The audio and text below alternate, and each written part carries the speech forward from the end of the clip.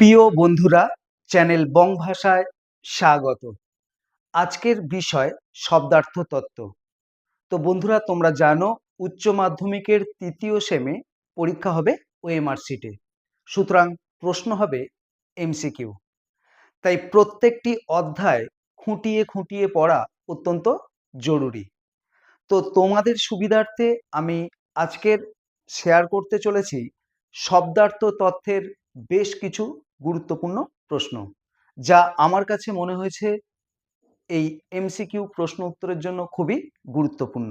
তাই সম্পূর্ণ ভিডিওটি দেখো, আর ভালো লাগলে একটা লাইক করে দাও, কারণ তোমাদের একটা লাইক আমাকে এই ধরনের নিত্য নতুন আলোচনায় অনেক বেশি করে উৎসাহিত করে। যারা এখনো পর্যন্ত এই চ্যানেলে নতুন, তাদের কাছে অনুরোধ রইল চ্যানেলটিকে সাবস্ক্রাইব করে বেল আইকন প্রেস করে দাও, তাহলে পরে এই ধরনের নিত্য নতুন ভিডিওর আপডেট সবার আগে পেয়ে যাবে। আর যারা প্রথম থেকেই আছো তাদেরকে জানাই অসংখ্য ধন্যবাদ। তো চলো আমরা প্রশ্নোত্তরগুলো দেখে নিই। শব্দার্থ তত্ত্বের আলোচ্য বিষয় কি? মানব ভাষায় ব্যবহৃত বিভিন্ন শব্দের অর্থ এবং তার কার্যক্রিয়া হল শব্দার্থ তত্ত্বের আলোচ্য বিষয়। শব্দার্থকে কয়টি ভাগে ভাগ করা যায়? কি কি? দুটি ভাগে ভাগ করা যায়। এক, সাধারণ অর্থ। দুই, নিদর্শন। 3 নম্বর, অভিধানে আমরা শব্দের কোন অর্থ পাই? উত্তর, সাধারণ অর্থ।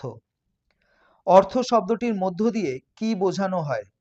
উত্তর, এক শব্দের সাথে অপর এক বা একাধিক শব্দের সম্পর্ককে বোঝানো হয়। একটি শব্দ এবং সেই শব্দ যে বস্তুকে নির্দেশ করে তাদের মধ্যেকার সম্পর্ককে কি বলে? উত্তর, নিদর্শন। সমার্থকতা শব্দটি ভাষায় কোন অর্থে ব্যবহৃত হয়? উত্তর, অভিন্নতা বোঝাতে ব্যবহৃত হয়। দুই বা ততোধিক শব্দের মধ্যে অর্থগত সাদৃশ্য থাকলে শব্দগুলিকে কি বলা হয়? উত্তর, সমার্থক শব্দ। সমার্থক শব্দগুলি অভিধানে কিসের ভিত্তিতে নির্বাচিত হয়? উত্তর, সমার্থকতার ভিত্তিতে। সম অর্থের শব্দগুলি সব প্রসঙ্গে ড্যাশ নয়। উত্তর হবে সমার্থক নয়।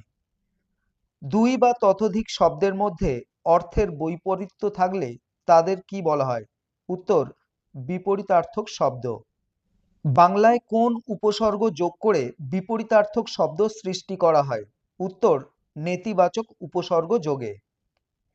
একটি শব্দের অর্থ অন্য শব্দের মধ্যে অন্তর্ভুক্ত হলে তাকে কি বলে? উত্তর, অর্থান্তর্ভুক্তি। একটি শব্দের মধ্যে অপর এক বা একাধিক শব্দের অর্থ অন্তর্ভুক্ত হয়ে যদি শব্দটির অর্থ ব্যাপকতর করে তোলে তখন তাকে কি বলে? উত্তর, ব্যাপকার্থকতা। অধিনাম ও উপনাম এই শব্দ দুটি শব্দার্থ তত্ত্বের কোন বিষয়ের সাথে সম্পর্কিত? উত্তর, শব্দের ব্যাপকার্থকতা ও অর্থান্তর্ভুক্তির সাথে সম্পর্কিত। অধিনাম কি? উত্তর, যে শব্দের মধ্যে এক বা একাধিক শব্দের অর্থ অন্তর্ভুক্ত হয় সেই শব্দকে বলে অধিনাম। উপনাম কি? যে এক বা একাধিক শব্দের অর্থ কোনো একটি শব্দের মধ্যে অন্তর্ভুক্ত হয়ে তার অর্থকে ব্যাপকতর করে তোলে সেই শব্দ বা শব্দগুলিকে বলে উপনাম। যেমন আসবাবপত্রের অন্তর্ভুক্ত চেয়ার, টেবিল, আলমারি ইত্যাদি শব্দগুলি হলো এক একটি উপনাম। অধিনাম রঙের উপনামগুলি কি কি? লাল, নীল, সবুজ ইত্যাদি। কাক, চড়ুই, ময়ূর, দোয়েল, কোকিল ইত্যাদি উপনামের অধিনাম কি? উত্তর, পাখি। থিসরাস কি? শব্দার্থের বিশাল জগৎকে সুশৃঙ্খলভাবে বিন্যাস করার একটি নিদর্শন হল থিসরাস। থিসরাস শব্দের ব্যুৎপত্তিগত অর্থ কি? উত্তর, রত্নাগার। একটি থিসরাসের উদাহরণ দাও। সংস্কৃত ভাষায় লিখিত অমরকোষ। থিসরাস কে কত সালে রচনা করেছিলেন? পিটার মার্ক রজেট 1805 খ্রিস্টাব্দে থিসরাস রচনা করেছিলেন। প্রথম আধুনিক থিসরাস কোনটি? উত্তর, 1852 খ্রিস্টাব্দে প্রকাশিত রজেটের থিসরাসই প্রথম আধুনিক থিসরাস। রজেট তাঁর থিসরাসে যাবতীয় শব্দগুলিকে কিভাবে ভাগ করেছিলেন? উত্তর, অর্থ অনুযায়ী কতকগুলি গুচ্ছে ভাগ করেছিলেন। কোন অভিধানে কাছাকাছি অর্থের শব্দগুলি একটি গুচ্ছের মধ্যে থাকে? উত্তর, থিসরাস।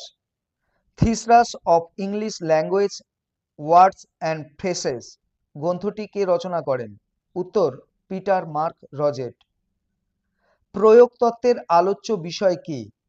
উত্তর, সমাজতত্ত্বের বিভিন্ন ক্ষেত্রে ভাষার ব্যবহার, ভাষার অর্থের উপর যে প্রভাব ফেলে তা আলোচিত হয় প্রয়োগতত্ত্বে। শব্দার্থ পরিবর্তনের ধারাকে সাধারণত কয়টি ভাগে ভাগ করা যায় ও কি কি?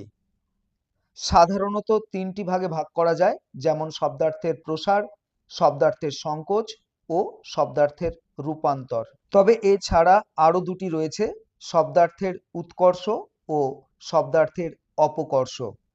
কোনো শব্দের পূর্বতন অর্থের সাথে সেই অর্থ ছাড়াও নতুন অর্থ বা অর্থ সমষ্টি যোগ হলে তাকে কি বলা হয়? উত্তর, শব্দার্থের প্রসার। কালি শব্দটির আদি অর্থ কি? উত্তর, কালো রঙের তরল বস্তু।